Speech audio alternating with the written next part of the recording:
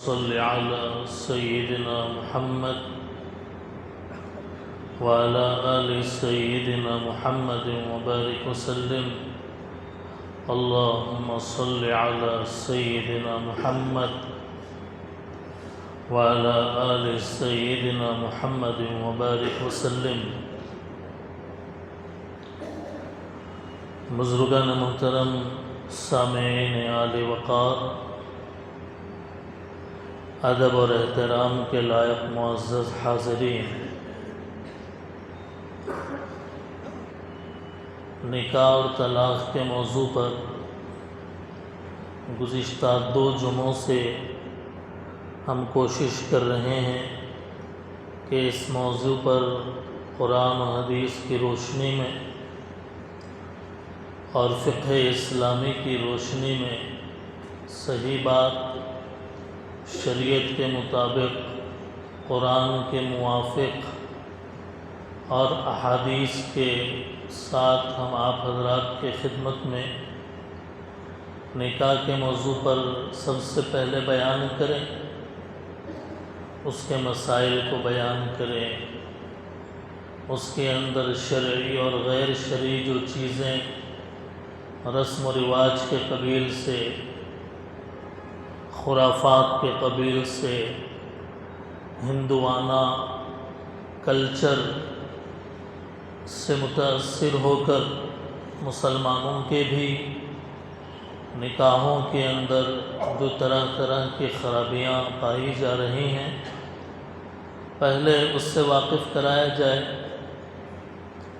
چونکہ طلاق کا جو موضوع ہے وہ نکاح کے بعد ہے. نکاح کے بارے میں پہلے بیان ہوگا، پھر اس کے بعد طلاق کے مسائل بیان کیے جائیں گے. آج کوشش یہ ہوگی کہ نکاح کے موضوع پہ کچھ اہم باتیں آپ حضرات کے گوش گزار کریں. آئندہ کے جمعوں میں اللہ تعالیٰ اگر توفیق دیں تو طلاق کے موضوع پر بیان کیا جائے گا، کیونکہ طلاق بھی ایک ایسا موضوع ہے کہ جس کے بارے میں جاننا نکاح کے بیان سے بھی زیادہ ضروری ہے. ایک مرتبہ کہنے سے بھی طلاق ہو جاتی ہے، غصے کی حالت میں کہنے سے بھی طلاق ہو جاتی ہے، شراب پی کر کہنے سے بھی طلاق ہو جاتی ہے، 3 طلاق کہا جائے تو بھی طلاق ہو جاتی ہے، وغیرہ وغیرہ. ایسے مسائل ہیں کہ جس سے ہمارے نوجوانوں کا واقف ہونا بہت ضروری ہے، کیونکہ نکاح ہو جاتا ہے اور مسائل معلوم نہیں ہوتے تو جانے انجانے میں غلط بات زبان سے نکل جاتی ہے اور شریعت کی روشنی میں اس کا اثر بھی مرتب ہو جاتا ہے. اور کبھی کبھی تو بیوی اپنے شوہر کے اوپر حرام بھی ہو جاتی ہے اور ساتھ رہنے والے شوہر کو پتہ نہیں ہے کہ میری بیوی مجھ پر حرام ہو گئی، میرے غلط بول کی وجہ سے، میرے غلط حرکت کی وجہ سے. اس لیے اس موضوع کے اوپر اصل میں مجھے آنا ہے طلاق کے موضوع پہ، لیکن طلاق ڈائریکٹلی ہم اس کو بیان نہیں کر سکتے بغیر نکاح کے، کیونکہ نکاح اگر نہیں ہوگا تو طلاق کیسے ہوگی. اس لیے پہلے نکاح کا موضوع بولنا ضروری ہے، پھر اس کے بعد طلاق کے مسائل بیان کرنا ضروری ہے. ایک مسئلہ اس سلسلے میں یہ بھی ہے کہ کوئی شوہر بیزاری کے وقت میں اپنے بیوی کو یوں کہہ دیتا ہے، ارے میری اماں. اپنے بیوی کے لیے ماں کا لفظ استعمال کر لیتا ہے، ارے میری ماں میری بات سن، تو میری ماں کی طرح ہے، تو میرے فلاں کی طرح ہے. اس سے بھی گویا تفصیل ہے اس کے اندر، آگے ہم بیان کریں گے. طلاق تک کی نوبت آ جاتی ہے، جدائیگی تک کی نوبت آتی ہے. اس مسئلے کو ابھی بیان نہیں کرنا ہے، میں نے اہمیت بتایا ہے اس موضوع کی کہ اس سے واقف ہونا ہمارے نوجوانوں کو خاص طور پر کتنا زیادہ ضروری ہے. لیکن اس کی اہمیت حاضرین کے شرکت سے پتہ چل جاتی ہے کہ بھئی کتنے نوجوان ہیں جو یہاں پہ پورے شہر کے اندر سوشل میڈیا کے ذریعے سے، اسٹیٹس کے ذریعے سے جمعہ کا عنوان پہلے ہی سے بتا دیا جاتا ہے، لیکن موضوع کی اہمیت نہ ہونے کی علامت یہ ہے کہ لوگوں کی شرکت بھرپور نہیں ہوتی۔ لیکن اس کا یہ بھی مطلب نہیں ہے کہ ہم اپنے حصے کی کوشش نہ کریں۔ ہمارا کام ہے آواز لگانا، باقی پہنچانے والی ذات اللہ کی ہے۔ اگر ہمارے اس پوسٹر کے ذریعے سے، ہمارے اس اعلان اور ان بیانات کے ذریعے سے نوجوانوں کے اندر ذرہ برابر بھی اگر اویئرنس پیدا ہوا، تھوڑا سا بھی شعور بیدار ہوا کہ سیکھنے کی چیز یہ بھی ہے، تو اس سے بھی کسی نہ کسی درجے میں ہمارا کام حاصل ہو جائے گا۔ بہرحال دوستوں اور بزرگوں، میں نے خطبے کے اندر ایک آیت پڑھی ہے، ما آتاکم الرسول فخذوہ، رسول صلی اللہ علیہ وسلم نے تم کو جو دیا وہ لے لو، اور جس چیز سے منع کیا تم اس سے رک جاؤ۔ اللہ کے نبی نے جو فرمایا تو اس فرمانے کی لاج رکھتے ہوئے ان چیزوں کو لے لو، یعنی اپنی زندگی میں اس پر عمل کرو، اور جن چیزوں سے حضور نے منع کر دیا کہ یہ کام نہیں کرنا ہے، یہ کام نہیں کرنا ہے، یہ کام نہیں کرنا ہے، تو اس سے رک جاؤ۔ تو یہ قرآن کی آیت کا مطلب ہے۔ دوسری بات یہ ہے کہ ایک حدیث ہے جس کی میں تشریح اخیر میں کروں گا، لیکن حدیث کے الفاظ پہلے بتاتا ہوں۔ ترمذی شریف کی روایت ہے، حضرت ابو ہریرہ صحابی رسول حدیث کو روایت کرنے والے ہیں، ایھا الناس کیف بکم ایھا الناس اذا طغى نساؤکم وفسق فتیانکم، اے لوگوں تمہاری کیا حالت ہوگی اس زمانے میں جب کہ تمہاری عورتیں نافرمان ہو جائیں گی اور تمہارے نوجوان گنہگار ہو جائیں گے، گناہوں کے اندر پڑ جائیں گے۔ صحابہ نے پوچھا یا رسول اللہ ان ھذا لکائن، اے اللہ کے رسول کیا ایسا ہوگا کہ عورتیں نافرمان ہو جائیں اور نوجوان گناہوں کے اندر مبتلا ہو جائیں؟ کیا ایسا بھی ہوگا؟ تو حضور صلی اللہ علیہ وسلم نے فرمایا نعم، ہاں ایسا ہوگا، وَأَشَدُّ مِنْ، اور اس سے بھی بھیانک ہوگا۔ اس سے بھیانک کیا ہوگا؟ حضور نے فرمایا کیف بکم اذا ترکتم الامر بالمعروف والنہی عن المنکر، تمہاری کیا حالت ہوگی اس وقت میں جب کہ تم برے کاموں سے لوگوں کو روکو گے نہیں اور اچھے باتوں کا حکم نہیں دو گے۔ کوئی آدمی برا کام کر رہا ہے تو اس کو تم برے کام کو برا بھی نہیں بولے گے اور روکو گے نہیں اور اچھے کام کا حکم بھی نہیں دو گے۔ صحابہ نے تعجب کیا یا رسول اللہ ان ھذا لکائن، اے اللہ کے رسول کیا ایسا بھی ہوگا؟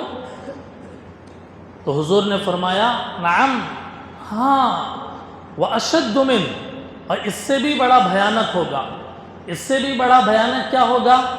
فرمایا کیف بکم اذا رأیتم المنکر معروفا والمعروف منکرا، فرمایا کہ جب تم برے کام کو اچھا سمجھنے لگو گے اور اس کو کرنے کا حکم دو گے، اور نیک کام کو برا سمجھو گے اور اس کو چھوڑنے کا حکم دو گے۔ بات سمجھ میں آ رہی ہے؟ برائی سے روکنا چاہیے، اس کو برا سمجھنا چاہیے، لیکن وقت ایسا آئے گا کہ برے کام کو اچھا، خراب کو اچھا اور اچھے کو خراب کہنے لگیں گے لوگ۔ ایسا زمانہ آئے گا، اس وقت میں تمہاری کیا حالت ہو جائے گی۔ یہ حدیث ہے، قیامت کی علامتوں کے ضمن میں بیان کی جاتی ہے۔ دوستوں اور بزرگوں، نکاح کے موضوع کے اوپر ہم آ رہے ہیں۔ یہ بیسک اور بیک گراؤنڈ کی بات یہ ہم نے آپ حضرات کے گوشے گزار کی ہے۔ اب سوال مسئلے کے طور پر یہ ہے کہ ایک آدمی کے اوپر نکاح کرنا کب فرض ہوتا ہے، نکاح کرنا کب واجب ہوتا ہے، نکاح کرنا فرض بھی ہے کچھ حالات میں، نکاح کرنا واجب بھی ہے کچھ حالات میں، نکاح کرنا مکروہ بھی ہے کچھ حالات میں، نکاح کرنا حرام بھی ہے کچھ حالات میں۔ وہ کیا حالات ہیں؟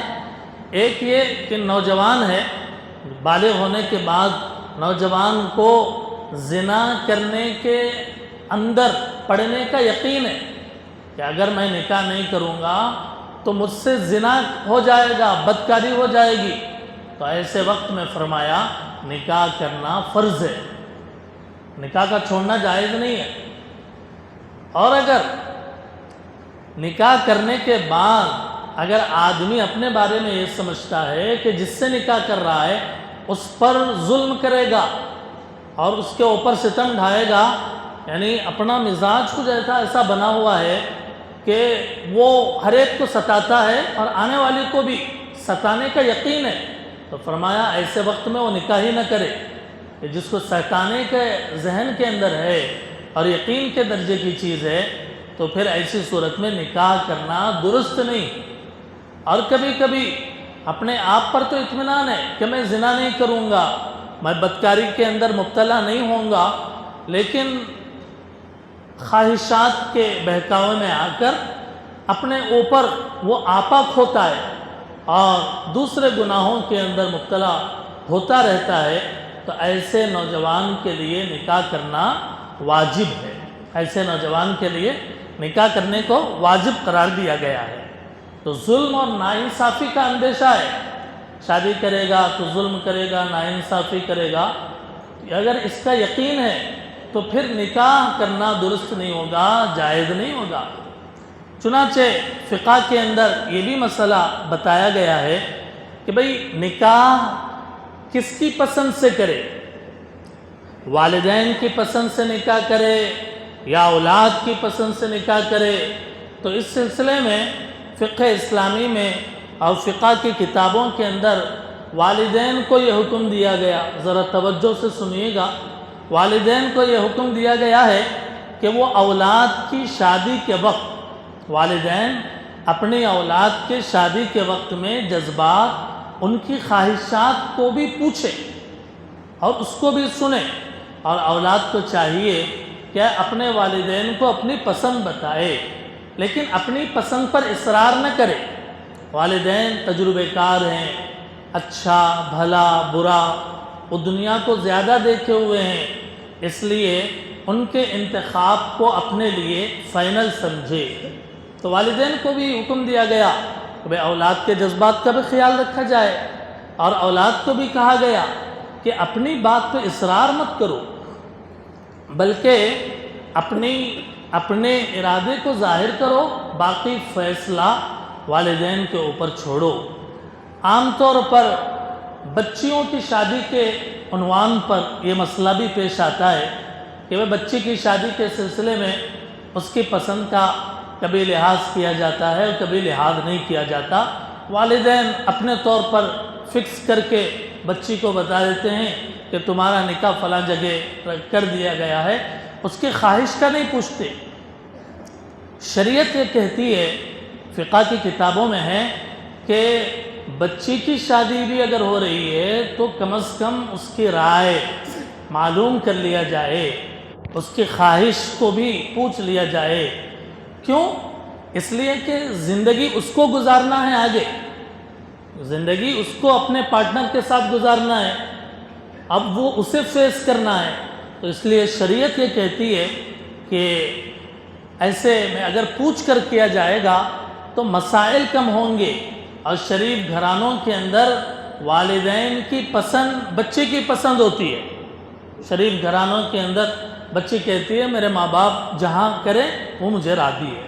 بہرحال یہ مناسب نہیں ہے کہ عمر ہو گئی، شادی کی عمر ہو گئی، بچوں کی اعلیٰ تعلیم کے پیش نظر کہ بڑے بڑے ڈگریوں کے لیے، بڑی بڑی اعلیٰ تعلیم کے لیے اپنے بچوں کے نکاح میں تاخیر کرنا یہ مناسب نہیں، اپنے بچوں کے نکاح میں تاخیر کرنا یہ مناسب نہیں ہے کہ بھئی ابھی MBBS کریں گے اور فلاں کریں گے اور فلاں ڈگری LLB کریں گے اور فلاں، یعنی اعلیٰ ڈگریاں اپنی جگہ ہے، اس کو حاصل بھی کرنا چاہیے، اس کی کوئی روک ٹوک نہیں ہے، بلکہ قرآن حدیث تو یہ کہتا ہے کہ جتنا زیادہ علم حاصل کر سکتے اتنا کرو، لیکن تعلیم کو سامنے رکھ کر نکاح کے سلسلے میں اتنی تاخیر کر دینا کہ عمر نکل جائے، 35 سال 40 سال جو ہے عمر نکل جائے، یہ بالکل بھی شریعت کے اندر پسندیدہ نہیں ہے۔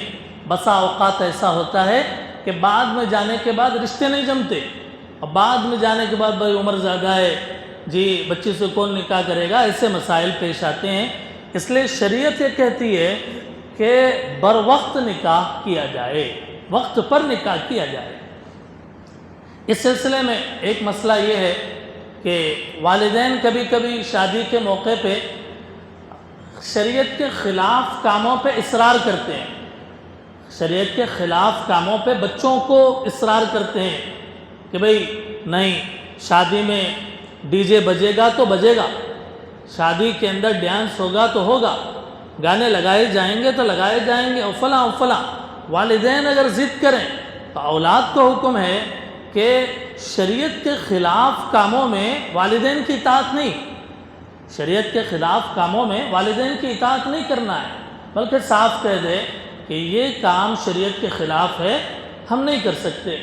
نہ ڈانس، نہ باجا، نہ ڈی جے، یہ سارے وہ فضولیات ہیں اور لغو کام ہیں کہ جس کی وجہ سے آج کے زمانے میں شادی مشکل ہو گئی اور زنا آسان ہو گیا، نکاح مشکل ہو گیا اور زنا کرنا آسان ہو گیا۔ اس لیے والدین اگر شرک کرنے کو کہیں گے تو کیا کرنا جائز ہے؟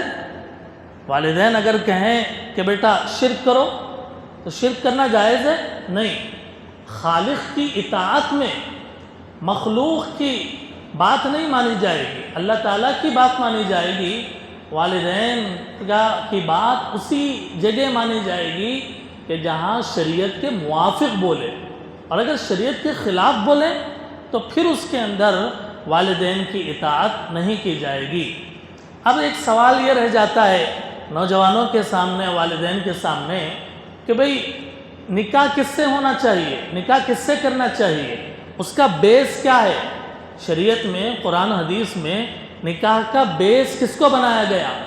آج اگر پوچھیں تو عام طور پہ بھئی اچھا مالدار گھرانہ ہے جی، اور اچھا خاندان ہے، اور ایسے ہی خوبصورتی ہے، اس کو بیس بنایا جاتا ہے۔ لیکن شریعت کیا کہتی ہے کہ بھئی کس کو بیس بنانا چاہیے؟ چنانچہ حدیث کے اندر آیا کہ اللہ کے نبی علیہ السلام نے فرمایا کہ کچھ لوگ نکاح کرتے ہیں مال کو بنیاد بنا کے، کچھ لوگ نکاح کرتے ہیں اچھے خاندان کو بنیاد بنا کے، کچھ لوگ نکاح کرتے ہیں خوبصورتی کو بنیاد بنا کے۔ جہاں تک مال ہے وہ کبھی بھی ختم ہو سکتا ہے، اور ایسے ہی خوبصورتی ہے وہ چند سالوں میں، جب تک جوانی ہے الحمدللہ، اس کے بعد وہ خوبصورتی بھی ختم ہو جائے گی۔ اللہ کے نبی نے فرمایا کہ اچھا ہے یہ کہ آدمی دینداری کو بنیاد بنائے، دینداری کی بنیاد پہ نکاح کرے۔ ہاں، اگر اس دینداری کے ساتھ مالداری بھی ہے قبول، اگر اس دینداری کے ساتھ اچھا خاندان بھی ہے قبول، اس دینداری کے ساتھ خوبصورتی بھی ہے قبول۔ اس لیے فرمایا کہ دینداری کو بنیاد بنایا جائے اور جو دیگر چیزیں ہیں اس کو بیس نہ کیا جائے۔ یہ حدیث رسول کے اندر ہم کو اشارہ ملتا ہے، بلکہ صراحتاً ملتا ہے۔ ایک مسئلہ نکاح کے تعلق سے یہ بھی ہے کہ بھئی شریعت کیا کہتی ہے کہ بھئی لڑکے کی عمر زیادہ ہو، لڑکی کی عمر کم ہو، عام طور پہ ایسے ہی کیا جاتا ہے کہ 2-4 سال کا ڈیفرنٹ ہے، 5-10 سال کا ڈیفرنٹ ہے تو شادی کر لی جاتی ہے، اور اس کو لوگ کہتے ہیں کہ بھئی یہی معیار ہے۔ اصل میں یہی معیار ہے کہ لڑکا بڑا ہونا چاہیے اور لڑکی چھوٹی ہونی چاہیے تھوڑی عمر کے اعتبار سے۔ لیکن شریعت کیا کہتی ہے؟ شریعت یہ کہتی ہے کہ عمر کسی کی بھی زیادہ ہو سکتی ہے اور کسی کی بھی کم ہو سکتی ہے، اور سب سے بڑی مثال یہ ہے کہ ہمارے نبی کا جو نکاح ہوا، پہلا نکاح، وہ کس سے ہوا؟ حضرت خدیجہ رضی اللہ تعالیٰ عنہ سے ہوا۔ اس وقت میں حضرت خدیجہ رضی اللہ تعالیٰ عنہ کی عمر کتنی تھی؟ 40 سال. اور ہمارے نبی صلی اللہ علیہ وسلم کی عمر کتنی تھی؟ 25 سال. تو آپ اندازہ لگائیے کہ حضور صرف محض 25 کے ہیں اور دوسری طرف جو ہے عمر جن سے نکاح ہو رہا ہے وہ بیوہ بھی ہیں اور پھر جو ہے ان کی عمر جو ہے 40 کی ہے.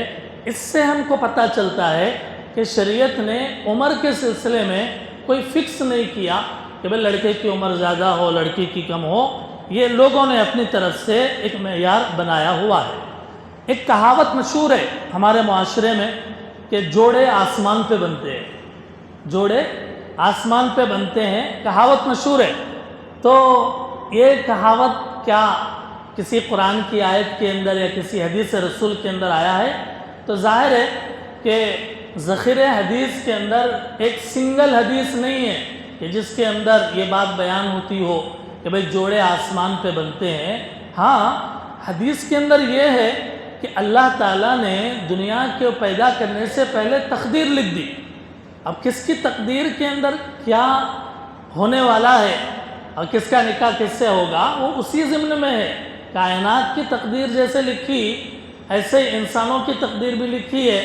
تو اس کے ضمن میں یہ بات کہنا کوئی غلط نہیں ہے، لیکن بالکل یہ کہنا کہ جوڑے آسمان پہ بنتے ہیں اور یہ کسی حدیث یا قرآن کی آیت کے طور پہ پیش کرنا یہ مناسب نہیں ہے.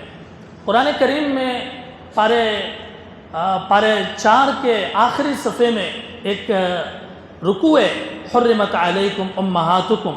میں آپ سے گزارش کرتا ہوں کہ آپ سورہ نساء جو 4 پارے کے اندر ہے، خالی وقت میں یوٹیوب پر سورہ نساء کا ترجمہ کہہ کر بولیں تو پورا ترجمہ اوپن ہو جائے گا. اس میں 4 رکوع میں 3 رکوع کے اندر، پہلے رکوع کے اندر تو نکاح کے احکام ہیں، یتیموں کے احکام ہیں. دوسرے رکوع میں ترکے کے احکام ہیں، باپ مر گیا جی وراثت چھوڑا تو اب وہ وراثت کیسے تقسیم ہوگی، یہ دوسرے رکوع کے اندر ہے. تیسرے رکوع کے اندر زنا اگر کسی سے ہو جائے تو اس کی سزا کیا ہے اس کو بیان کیا گیا.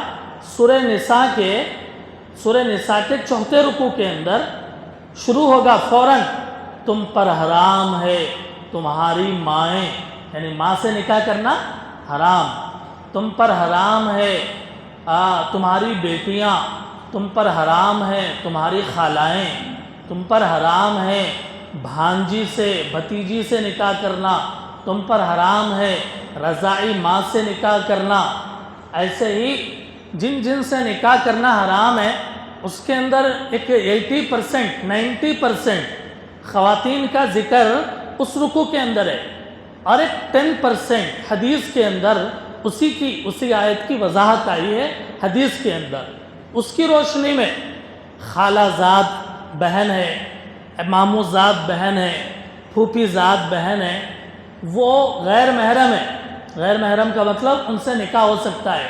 چچا کی لڑکی ہے اس سے بھی نکاح ہو سکتا ہے، ماموں کی لڑکی ہے، خالہ کی لڑکی ہے، خالہ زاد، ماموں زاد، پھوپھی زاد، ان سے نکاح کرنا درست ہے، ممانعت نہیں ہے. اور ان سے پردہ بھی ہے. اب چھوٹے ہوتے نابالغ ہوتے تو ساتھ میں کھیلتے، جوائنٹ فیملی میں ہوتے تو ساتھ میں کھیلتے کودتے. بڑے ہونے کے بعد بھی وہی جو بے پردگی ہے، بڑے ہونے کے بعد بھی کوئی اس کی حد بندی نہیں کی جاتی ہے، حالانکہ شریعت کہتی ہے کہ یہ غیر محرم ہیں. اب بالغ ہونے کے بعد سے ان سے پردہ کرنا چاہیے. جوائنٹ فیملی میں بھی اگر ہیں تو لڑکیوں کے لیے حکم ہے کہ اپنے بال دوپٹہ باندھ کر رکھے، اپنے بالوں کو ظاہر نہ کرے اور اپنے سطر کو بھی اس کی حفاظت کے لیے اس کی فکر کریں. ایک شبہ، ایک ڈاؤٹ یہ پایا جاتا ہے لوگوں کے درمیان میں، سوسائٹی میں، کہ یہ جو خاندان میں نکاح جب کرتے ہیں نا بچے اپاہج ہو جاتے ہیں. ایک ڈاؤٹ کیا جاتا ہے کہ بھئی نکاح اگر خاندان میں کیا جائے، پھوپھو کے، ماموں کے، چچا کے، تایا کے لڑکی سے نکاح کریں تو بچے معذور پیدا ہوتے ہیں، ان کا ہیلتھ اچھا نہیں رہتا، یہ ایک چیز چلی ہوئی ہے لوگوں کے درمیان میں۔ قرآن حدیث کیا کہتا ہے اس کے بارے میں؟ تو قرآن اور حدیث میں اس کی کوئی اصل نہیں ہے کہ بھئی منع کیا گیا ہو کہ تم اپنے خاندان میں نکاح ہرگز مت کرو، اس سے بچے اپاہج پیدا ہوں گے، ایسی کوئی بات نہ قرآن میں ہے اور نہ حدیث کے اندر لکھی ہوئی ہے۔ یہ لوگوں کی پھیلائی ہوئی باتیں ہیں، لوگوں کی پھیلائی ہوئی باتیں ہیں۔ اتفاقاً اگر کسی جگہ کوئی کیس ایسا اگر ہو گیا تو بات مشہور ہو گئی کہ بھئی خاندان میں نکاح کرنے کی وجہ سے یہ چیز پیش آئی ہے، بچے معذور پیدا ہوئے، بچے اپاہج پیدا ہوئے، حالانکہ قرآن حدیث کے اندر اس کی کوئی اصل نہیں۔ البتہ شریعت یہ کہتی ہے، والدین کو بھی کہتی ہے اور نکاح کرنے والے لڑکا اور لڑکی کو بھی یہ کہتی ہے کہ برابری میں نکاح کرو، اپنے برابری میں نکاح کرو۔ اس کو فقہ کی اصطلاح میں عربی میں کفو بولتے ہیں، کاف واو، بلکہ کاف فا واو، اس کو کہتے ہیں کفو۔ کفو میں نکاح کرنے کا حکم دیا۔ کفو کا کیا مطلب ہے؟ کہ برابری میں نکاح کرو، کہ ایسا نہیں ہے کہ لڑکا بالکل غریب ہے اور لڑکی بڑی مالدار ہے، تو یہ تو برابری نہیں ہے نا، یہ تو برابری نہیں ہے۔ اب ایسے غیر کفو میں اگر نکاح ہوگا تو نکاح کے بعد مسائل پیش آئیں گے کہ بھئی بڑے گھر کی لڑکی ہے تو اس کے خرچے الگ ہیں، اس کا مینٹیننس جو ہوتا ہے وہ ہائی ہوتا ہے، اور یہ بیچارہ کم کمانے والا ہے، تو برابری سرابری نہیں ہوتی، مسائل پیدا ہوتے ہیں۔ اس لیے شریعت یہ کہتی ہے کہ برابری میں نکاح کرو، کفو میں نکاح کرو، کہ لڑکا لڑکی دونوں میں برابری ہو، یا بالکل بال برابر، بال کا برابر ہونا یہ ضروری نہیں، بلکہ قریب قریب بھی ہے تو چل جائے گا، لیکن برابری نسب کے اندر، خاندان اچھا، مال کے اندر، تعلیم کے اندر، دونوں ایجوکیٹڈ ہیں اور تعلیم کے اندر بھی برابری ہے، اور دین وغیرہ میں یہ سب برابری کو دیکھنا چاہیے۔ اور اگر غیر کفو میں نکاح ہو رہا ہے تو وہاں لڑکا کم نہیں ہونا چاہیے، لڑکا اعلیٰ درجے کا ہے اور لڑکی اگر کم درجے کی ہے، یعنی برابری میں کم درجے کی ہے، تو اتنے مسائل پیش نہیں آئیں گے۔ برابری ہونا چاہیے، یا کم از کم جو ہے لڑکا اعلیٰ معیار کا ہو، لڑکی اگر کم بھی ہے تو شریعت کی روشنی کے اندر اس کو بھی تسلیم کیا گیا ہے۔ امام زین العابدین جو حضرت حسن حسین رضی اللہ تعالیٰ عنہ کے خاندان کے ہیں، انہوں نے اپنی باندی، اپنی غلام اور نوکرانی جو تھی، باندی تھی، ان کو آزاد کیا، اور آزاد کرنے کے بعد ان سے نکاح کیا۔ معلوم کیا ہوا؟ امام زین العابدین اونچے درجے کے اور باندی نیچے درجے کی، لیکن نکاح ہو گیا۔ ایسے ہی ایک صاحب نے امام زین العابدین پہ اعتراض کیا کہ آپ اپنی باندی کو آزاد کر کے نکاح کر رہے ہیں، تو امام زین العابدین نے کہا کہ حضور صلی اللہ علیہ وسلم نے ایک غزوے کے بعد حضرت صفیہ رضی اللہ تعالیٰ عنہ جو آپ کی باندی بنی، حضور نے ان کو آزاد کیا اور پھر ان سے نکاح کیا۔ اور زید بن حارثہ جو حضور صلی اللہ علیہ وسلم کے منہ بولے بیٹے تھے، حضرت زید بن حارثہ، ان کا نکاح حضور نے جو کیا ہے وہ حضرت زینب اپنے پھوپھی ذات بہن سے، حضرت زینب بنت جہش سے نکاح کیا۔ تو یہاں پہ دیکھیے حضرت زید یہ گویا کہ حضور کے غلام ہیں، لیکن نکاح کر رہے ہیں اعلیٰ درجے کے لڑکی سے۔ تو بہرحال یہ مسائل اس کے ضمن میں بیان کیے گئے ہیں۔ نکاح سے پہلے منگنی کی ایک رسم چلتی ہے جی، ایک تو وہ ہے کہ جو رسم کے طور پہ منایا جاتا ہے، کہ جس کے اندر بڑا فنکشن ہال بک کیا جاتا ہے اور بڑا اہتمام ہوتا ہے، شادی کے جیسے خرچے اس میں بھی ہوتے ہیں۔ شریعت کے اندر اس کی یعنی یہ کوئی چیز نہیں ہے، یعنی کوئی عبادت نہیں، کوئی طریقہ نہیں، بلکہ منگنی بس اتنی چیز کا نام ہے، رشتہ مانگنا۔ منگنی رشتہ مانگنے اور وعدہ نکاح کا نام ہے۔ لفظ نوٹ کیجئے، وعدہ نکاح کہ بھئی ہماری لڑکی آپ کے لڑکے سے ان دونوں کا نکاح طے ہو گیا، بس منگنے کی اتنی حقیقت ہے، باقی جو رسمیں اس موقع پر کی جاتی ہے وہ قرآن حدیث سے بالکل بھی ثابت نہیں۔ اور اس کے سلسلے میں اعتدال کا طریقہ یہ ہے کہ لڑکے کے گھر والے لڑکی کے گھر جا کر لڑکی کو دیکھ لیے، پسند آ گئی، اور اس کے اندر شریعت نے اتنی اجازت دی ہے، غیر محرم کو دیکھنا عمومی حالات میں جائز نہیں، غیر محرم لڑکی کو دیکھنا عمومی حالات میں جائز نہیں، لیکن جس کا نکاح ہونے والا ہے اگر وہ اپنی بیوی ہونے والی بیوی کو ایک نظر دیکھنا چاہے تو دیکھ لے، شریعت نے باضابطہ منشن کر کے اس کو اس کی اجازت دی ہے کہ ہونے والے اپنے شریک حیات کو ایک نظر دیکھ سکتا ہے۔ یہ کوئی بات ہم اپنی طرف سے نہیں بول رہے، فقہ کی لائبریری پڑی ہوئی ہے ان مسائل کو لے کر کہ جس کے اندر کتابوں کے اندر یہ مسائل لکھے ہوئے ہیں، لیکن رسم ہو جانے کا مطلب یہ نہیں ہے کہ نکاح ہو گیا، منگنی ہو جانے کا مطلب یہ نہیں کہ نکاح ہو گیا۔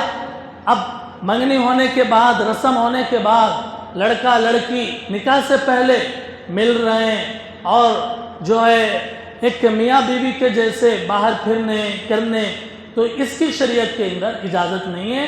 جب تک میں نے اس نکاح کو قبول کیا، لڑکا نہیں بولے گا محفل نکاح میں، اس وقت تک وہ غیر محرم ہے، اس وقت تک اس سے دوری بنائے رکھنا یہ شریعت کہتی ہے، اور پھر ملنا جلنا، تفریح پہ جانا، مستقل اس سے کنیکٹ رہنا، یہ شریعت کے منشے کے خلاف ہے۔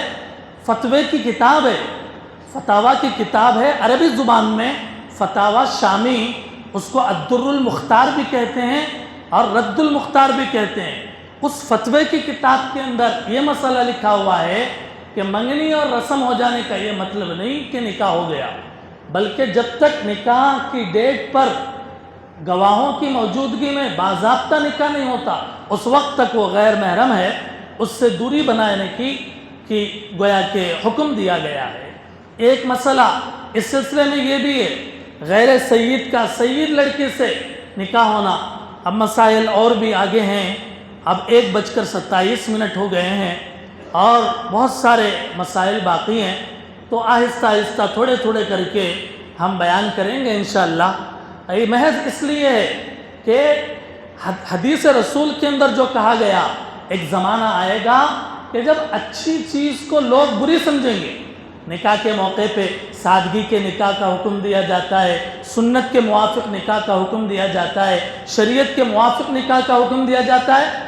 لوگ خاندانوں میں جو بے دین ہیں وہ کہتے ہیں کہ بھئی ایسی کیسی شادی ہوگی کہ جس کے اندر ہلدی نہیں ہے، جس کے اندر جو ہے بڑی رسمیں نہیں ہیں، جس کے اندر جو ہے کپڑوں کا ایک دوسرے کے ساتھ تبادلہ نہیں ہے، یہ ایک ایسی شادی ہوگی۔